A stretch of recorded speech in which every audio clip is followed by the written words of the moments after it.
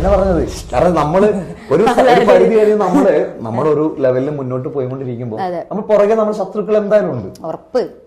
നമുക്ക് ഇവർക്ക് ഇപ്പൊ നമ്മളെ തളർത്താൻ പറ്റുന്ന സാധനം, കാരണം മാനസികമായി തളർത്തുക എന്നുള്ളതാണ് ഇതിന്റെ ഉദ്ദേശം. ഈ കമന്റ് എന്നുള്ള സാധനത്തോട് ഉദ്ദേശിക്കുന്നത് അതിലൊന്നും ഞാൻ തളരൂല. കാരണം അതിൽ ഏറ്റവും ഗുണമായിട്ട് നിൽക്കുന്ന വെച്ചാൽ ഷാജിന്റെ സപ്പോർട്ടായിട്ട് കട്ടക്ക് നിൽക്കുന്ന ഹസ്ബൻഡ് ഉണ്ട്. അതാ ഹസ്ബൻഡ് ഉണ്ടോ എന്നുള്ള സംശയമാണ് എല്ലാവർക്കും. അതാണ് ഏറ്റവും വലിയ സംശയം. അതെ, എടാ സംശയം എന്തിനാ, ഞാൻ പ്രഗ്നന്റ് ആടാ. അതും പ്രഗ്നന്റ് ആണ്, പിന്നെ വേറെ കമന്റ് ഉണ്ടാവും, പ്രഗ്നന്റ് ആണ് ഹസ്ബൻഡ് ഉണ്ടല്ലോ എന്നൊക്കെ. അത് വേറെയും വരും, അതുണ്ട്, അത് മോശം, അതും വരും. നല്ല കട്ടക്ക് സപ്പോർട്ട് അത് ഇവിടെ ആളുണ്ട്. ഞാൻ വിളിക്കൂല, കാരണം ആള് ഇതിലല്ല, ഇന്ന് ലീവാണെന്ന് പറഞ്ഞിട്ടുള്ള ലീവാണെന്ന് പറഞ്ഞിട്ടുള്ള ആളാ. എന്തായാലും ഇന്റർവ്യൂവിൽ വരാൻ പറഞ്ഞിട്ടുണ്ട്. കാരണം പുള്ളി കട്ട സപ്പോർട്ടാണ്. കാരണം ഏത് പ്രോഗ്രാമിനാണെങ്കിലും ഷാജന്റെ കൂടെ പുള്ളിക്കാരനുണ്ടാവും, അവർ ഒരുമിച്ചാ വരിക കാര്യങ്ങൾ. കാരണം ഇത് നമ്മൾ പറഞ്ഞു, കാരണം ഈ കമന്റ്സ് ഇടുന്നതിന്റെ മെയിൻ ഉദ്ദേശം എന്ന് പറഞ്ഞാൽ നമ്മളെ മാനസികമായി തകർത്തുക. അപ്പൊ നമ്മുടെ ഫാമിലിയിൽപ്പെട്ട വേറെ ആൾക്കാർ ഇത് കാണും ഈ കമന്റ്. അപ്പൊ അവർ വിളിച്ചിട്ട് ഒരു ഷാജ നീ ഒന്ന് ശ്രദ്ധിക്കണം. അപ്പോഴാണ് നമുക്ക് ആ ഒരു ഫാമിലിയിൽ അങ്ങനൊന്നും പറയണ്ടട്ടാ. അതെന്തുകൊണ്ടാന്ന് വെച്ചാൽ ഓർക്കറിയാം എന്നോട് അത് പറഞ്ഞിട്ട് ഓൾ അതിലൊന്നും തളരൂലെന്നറിയാം. പക്ഷെ ഇവിടെ അടുത്ത് ഞാൻ ഫേസ്ബുക്കിൽ ഒരു വീഡിയോ ഇട്ടിട്ടുണ്ടായിരുന്നു. പക്ക ബാഡ് കമന്റ് വന്നിട്ട് ഒറ്റാള് ബാഡ് എന്ന് വെച്ചാൽ പറയാൻ പറ്റില്ല പുറത്തേക്ക്, അങ്ങനത്തെ നമ്മളെ കുറിച്ച് വേണ്ടാത്തരം പറഞ്ഞിട്ട്. അപ്പൊ എനിക്ക് അയാളെ വീട്ടിൽ പോകണമെന്നൊക്കെ തോന്നി. അങ്ങനെ ഒരു വീഡിയോ ഞാൻ ഐഡിയ ഒക്കെ അറിയായിരുന്നു, പക്ഷെ ഞാനത് ഓപ്പണായിട്ട് ചെയ്തില്ല. അയ്യോ അല്ല, അത് ചെയ്യൂല അയാള്. കാരണം പേഴ്സണലായിട്ട് വന്ന് മാപ്പൊക്കെ പറഞ്ഞിട്ടുണ്ട്.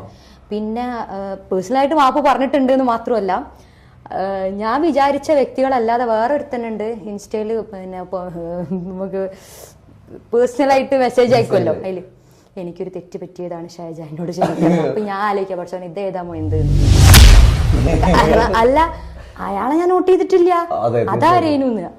ചിലപ്പോ വേറെന്തോ പറഞ്ഞതായിരിക്കും. പക്ഷെ ഇയാൾക്ക് ഞാൻ നമ്മളെ പ്രതികരിച്ചപ്പോ കറക്റ്റ് ആൾക്ക് അതിന്റെ മനസ്സിലായി. ഇപ്പൊ കുറെ ആളുകൾ ഒരുപാട് നിർത്തി കളഞ്ഞിട്ടുണ്ട് തോന്നുന്നു. ഒറ്റാള് ഒരേ ഒരു വ്യക്തി, ആ ഒരു അത്രയും പറയാൻ പാടില്ല. അതാണ് അപ്പൊ ആൾക്ക് മനസ്സിലായി ആവശ്യ സമയത്ത് എന്തായാലും കൊടുക്കേണ്ടത് നമ്മൾ കൊടുത്ത് അതിനനുസരിച്ചുള്ള റിപ്ലൈ അയാൾ തന്ന്, അല്ലെങ്കിൽ അതിനനുസരിച്ച് പിന്നെ ആ ഒരു സംഗതി വന്നിട്ടേ ഇല്ല. അങ്ങനത്തെ ഒരു സംഭവം. കാരണം എല്ലാരും പറയോ എന്തിനാ അതൊക്കെ മൈൻഡ് ചെയ്യണേ അങ്ങനെ എങ്ങനെയെന്ന്.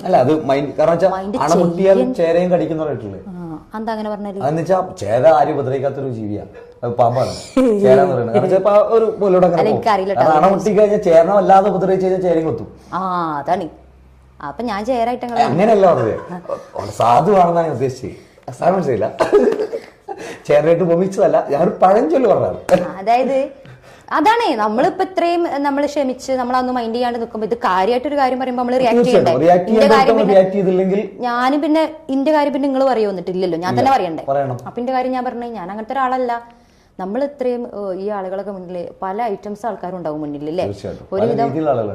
ഒരുവിധം നമ്മളെ കാണുന്ന പാട്ട് ആസ്വദിക്കാൻ മാത്രമാവില്ല വരുന്നത്, പല രൂപത്തിലുള്ള ആളുകളുണ്ടാവും. ഇവരൊക്കെ കവർ ചെയ്ത് നമ്മള് ഈ ഒരു പുഞ്ചിരിയോട് കൂടി ഇങ്ങനെ, ഇതെല്ലാവർക്കും ഒരു ചിരിയാ.